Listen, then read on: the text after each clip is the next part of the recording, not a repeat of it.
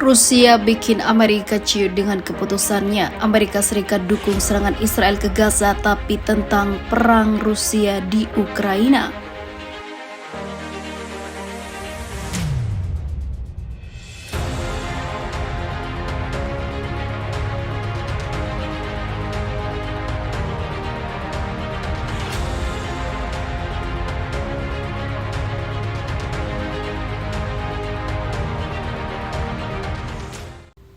Amerika Serikat mendukung serangan Israel ke jalur Gaza, namun sikap Amerika Serikat ini berbeda dengan serangan Rusia di Ukraina.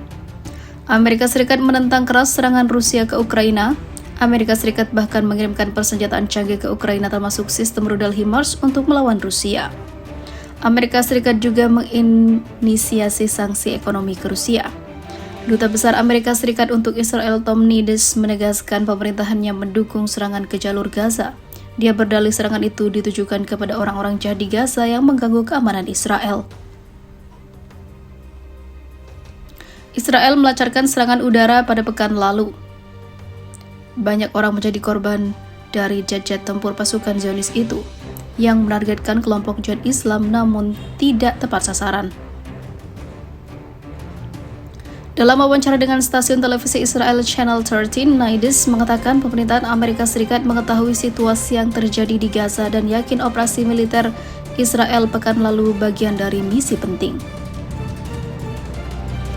Israel mengatakan mereka adalah orang-orang jahat, kami mendukung hak Israel untuk mempertahankan diri, haknya untuk mengambil tindakan yang diperlukan untuk menjaga keamanan wilayah ini, kata dia. Jadi kami mendukung sepenuhnya tindakan tersebut. Sementara itu, pasukan pertahanan IDF melancarkan serangan udara beberapa kali. Namun faksi Jihad Islam Palestina memberikan perlawanan keras dan tidak terduga.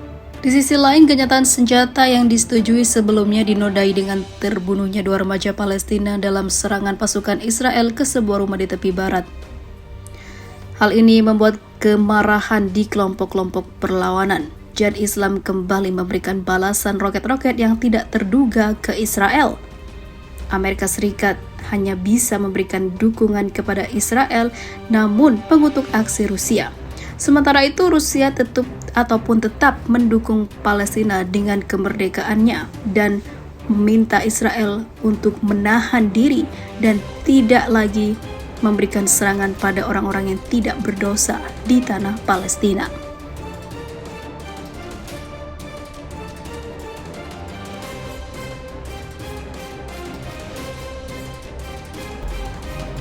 Amerika Serikat tutup mata saat Israel caplok Palestina, kini tuduh Rusia merampas tanah Ukraina secara ilegal.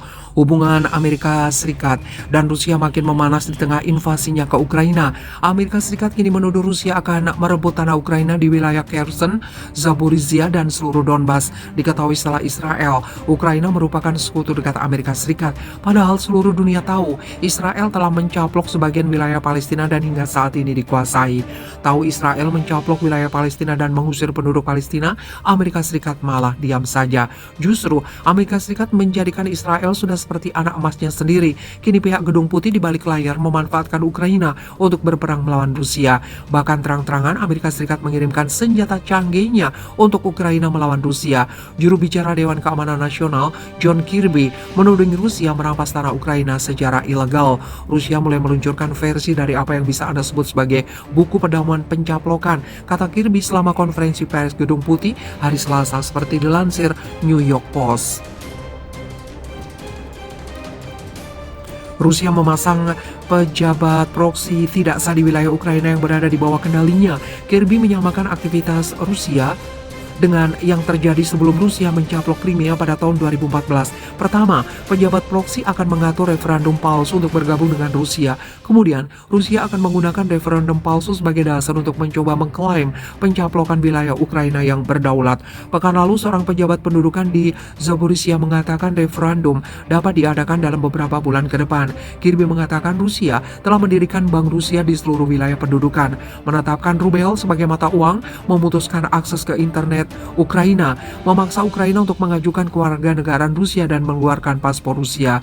Di Kherson, wilayah selatan yang berbatasan dengan Crimea, Kirby mengatakan pasukan Rusia telah menguasai menara siaran, membentuk pasukan keamanan yang setia kepada Moskow. Aneksasi dengan kekerasan akan menjadi pelanggaran berat terhadap piagam PBB dan kami tidak akan membiarkan tanpa tantangan atau tanpa hukuman, kata Kirby. Setiap upaya palsu untuk melegitimasi perampasan tanah ilegal hanya akan memperburuk keadaan bagi Rusia. Diminta untuk menguraikan, Kirby mengancam sanksi yang lebih berat terhadap Kremlin dan antek-anteknya. Melakukan perang adalah bisnis yang mahal. Kirby juga mengatakan Gedung Putih akan mengumumkan pengiriman tambahan peluncuran roket bergerak HIMARS ke Ukraina dalam beberapa hari mendatang sebagai bagian dari dukungan militer berkelanjutan pemerintah Biden untuk pasukan Ukraina. Kami juga akan terus mengekspos rencana Rusia sehingga dunia tahu bahwa setiap pencaplokan yang dimaksud adalah direncanakan, ilegal, dan tidak sah. Sebagai informasi, referendum 2014 itu dianggap tidak sah oleh 13 anggota Dewan Keamanan PBB yang beranggotakan 15 negara. Sebuah resolusi yang menyatakan itu tidak sah diveto oleh Rusia, seorang anggota dewan. Sementara Cina abstain dalam pemungutan suara.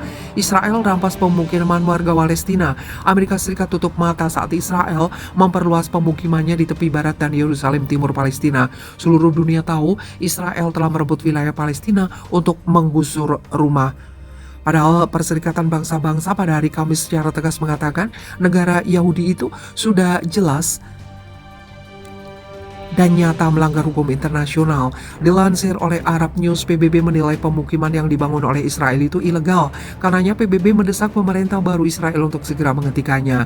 Sekretaris Jenderal PBB Antonio Guterres dan utusan Mitas PBB Tor Wennesland melaporkan implementasi resolusi Dewan Keamanan 2016 yang menyatakan pembangunan pemukiman itu tidak memiliki validitas hukum. Karena itu PBB menuntut penghentian ekspansi Israel di tepi barat dan Yerusalem Timur. Dia mengatakan pembangunan tersebut ilegal. Itu adalah hambatan utama untuk pencapaian solusi dua negara dan perdamaian yang adil, abadi, dan komprehensif. Baik Guterres dan Wennesland juga menyerukan kepada otoritas Israel untuk mengakhiri pembongkaran rumah Palestina dan properti lainnya dan perpindahan warga Palestina. Mendesak Israel dan Palestina untuk melakukan pengekangan dan menahan diri dari tindakan provokatif, hasutan, dan retorika pun akhirnya bisa mencapai solusi dua negara di mana Israel dan Palestina dapat hidup berdampingan dalam damai.